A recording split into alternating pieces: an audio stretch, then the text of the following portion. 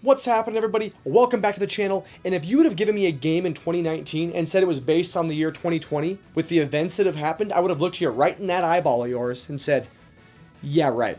There's no way. But here we are. Alas, we are 3/4 through the year with the fourth quarter coming. And with gaming, it's going to be a monster fourth quarter. But don't worry, my nerd brothers and sisters, I've got you covered. I don't have every game coming out in the fourth quarter on today's video, because I don't think you have all day to watch a video. But I've got some of the heavy hitters to keep your eye on, and yes, of course, I'll be talking about the PS5 and the Xbox Series X. How could we forget the next console generation on the horizon? Stick around, let's talk about fourth quarter games.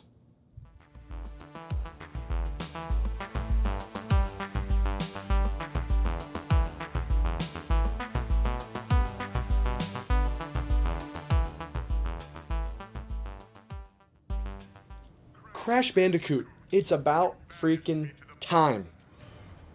That's the name of the game, legit. Crash Bandicoot 4, It's About Time, is coming out at the very beginning of October. And it's been a little bit quiet, coming out on the PS4 and the Xbox One.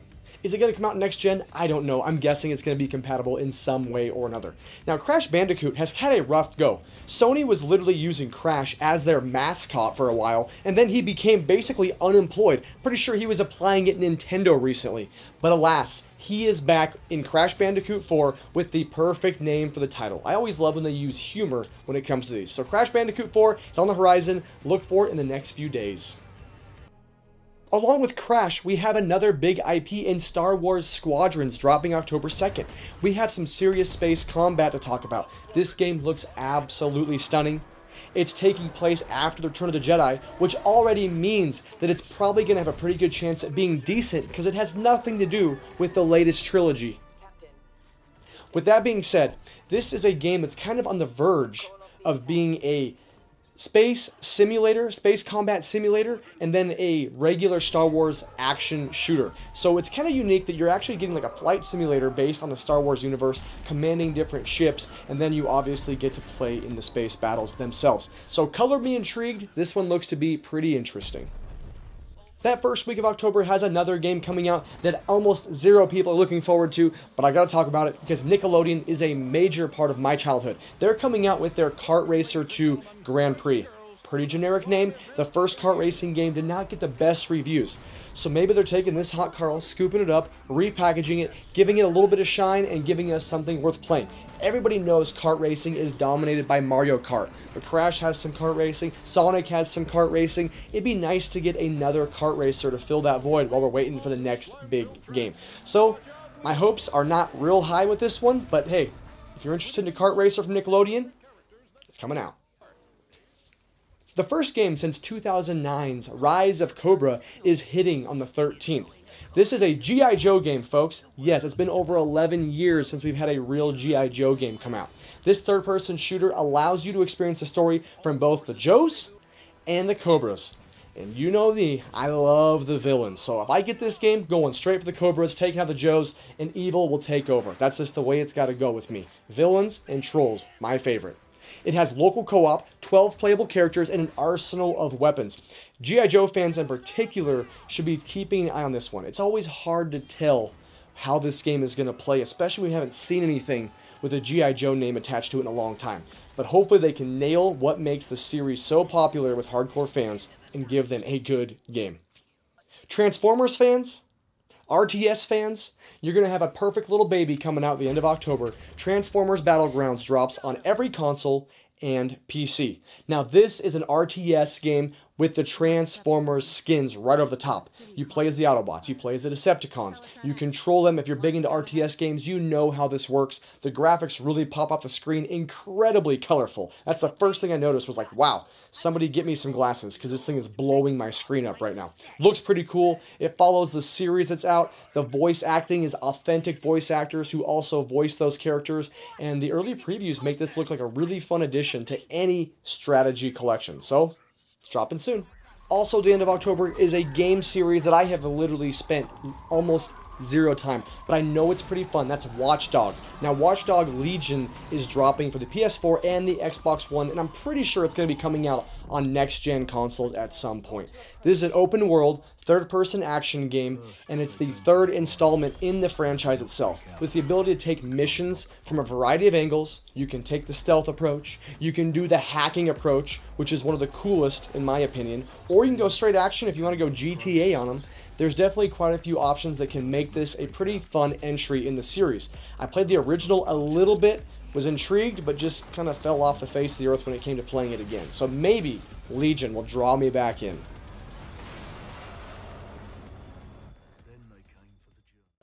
Dark Pictures Anthology is also closing out in October with a new game in their series. If you're a fan of Until Dawn, if you're a fan of Man of Medan, you know that this story-driven cinematic experience is really cool to play by yourself, play co-op, super eerie. This one's called Little Hope.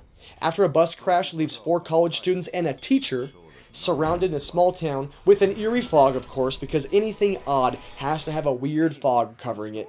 And basically, you get to just explore the city, figure out what's going on, talk about some haunting stuff from your past. This series itself is pretty cool. I'm not going to say it's a 10 out of 10, but it's really intriguing, it's really unique, and if you've played Until Dawn or Man of Medan, you know what you're getting yourself into.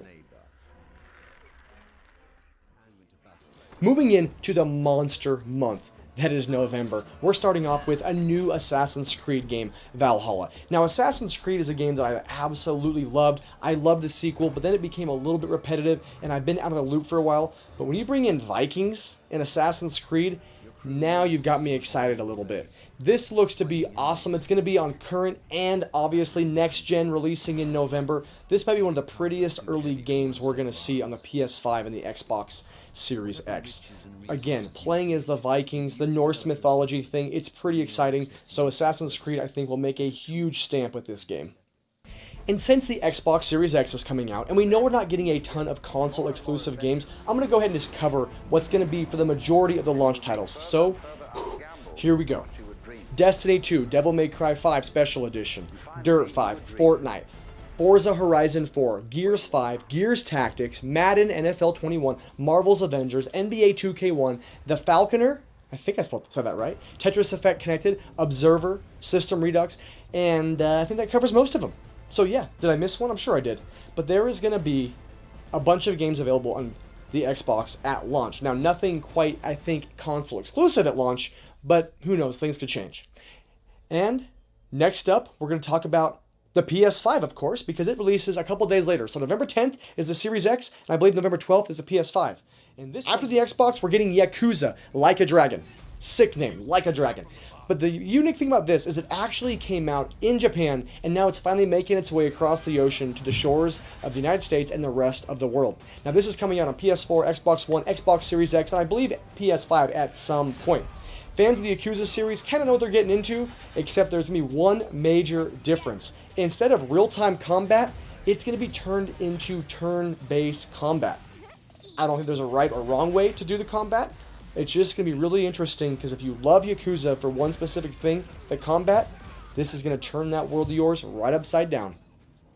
Unlike the Xbox Series X, the PS5 is coming out swinging, and it's throwing some haymakers out right away. I'm not going to cover all the games that's getting launched, but I'll cover the majority. Here's what's coming out on November 12th with the PS5.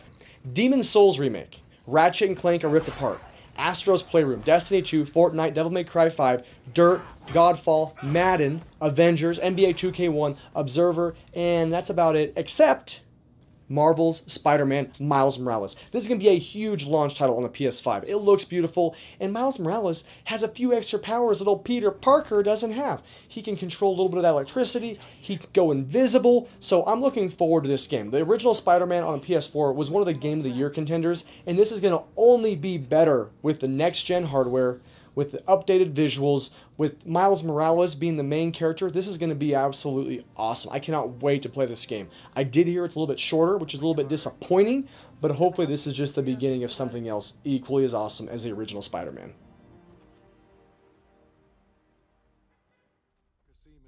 Well, how do I make a list without talking about the gift that keeps on giving every single year? Call of Duty Black Ops is like that cold sore that just won't go away. It disappears for a while, and it comes right back. And I'm not even saying that madly. I absolutely love Call of Duty Warzone. Every time I quit and I get tired of playing Call of Duty, they come out with something new that I'm like, I guess I'll play it again for the next 18 months. So with Call of Duty Cold War, it's the yearly franchise release, but it's going to be getting that next-gen treatment. New story, new people, new weapons, but same awesome gameplay, multiplayer, and I think they're going to incorporate some of this into Warzone so that you can play it for free as usual and be able to keep your Warzone stuff alive. That's kind of what I've been spending my time doing.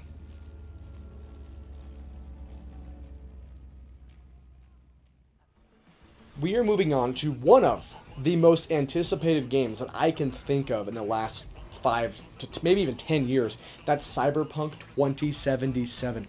The odd thing is, it's only coming out on the PS4 and the Xbox One right away. It's going to be getting a later version on the PS5 and the Series X, but they said not till 2021. Very interesting marketing strategy that way.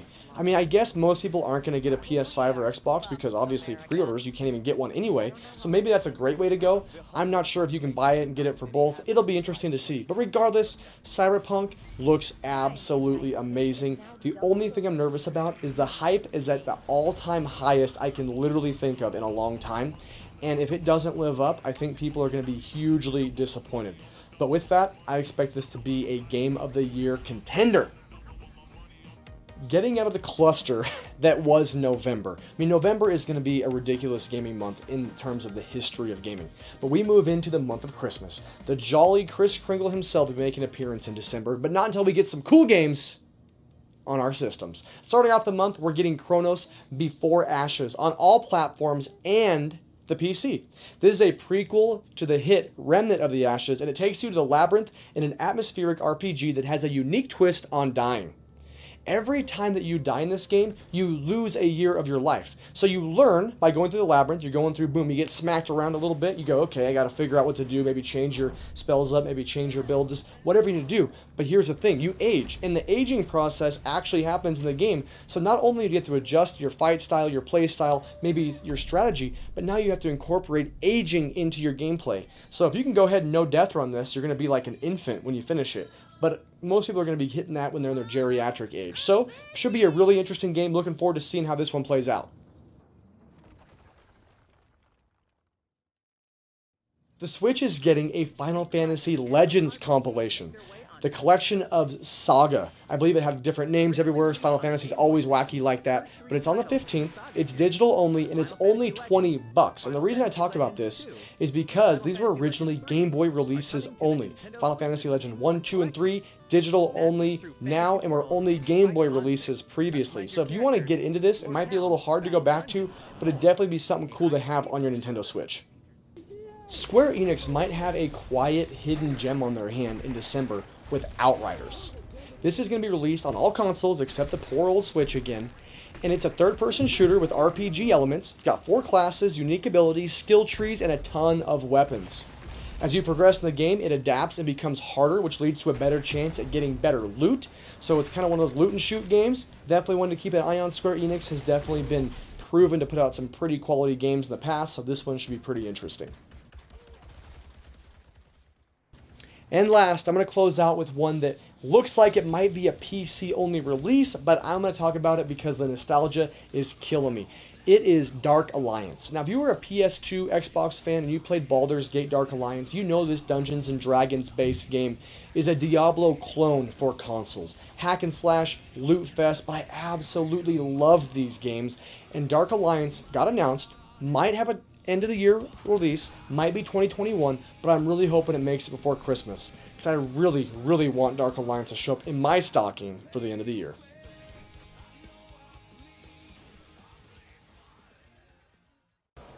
Alright, my gaming brothers and sisters, that is a bunch of heavy hitters for the fourth quarter. I know I can't cover every game, and I'm sorry. If you really want to stare at me for an hour while I talk about every game coming out, I'm all for it. Little dry mouth never got me worried about nothing. But with that, let me know what games you're looking forward to in the fourth quarter. Are you ordering the Xbox? Are you getting the PS5? Which console, if any, are you going next gen with? I've got my PS5 on pre-order, although Amazon said it probably won't even show up, so we'll see. I'll get one. Xbox Series X, I'm getting you too, my friend. Don't you worry. Love my Microsoft. All right, until next week, keep trolling. keep rolling. We'll see you next time.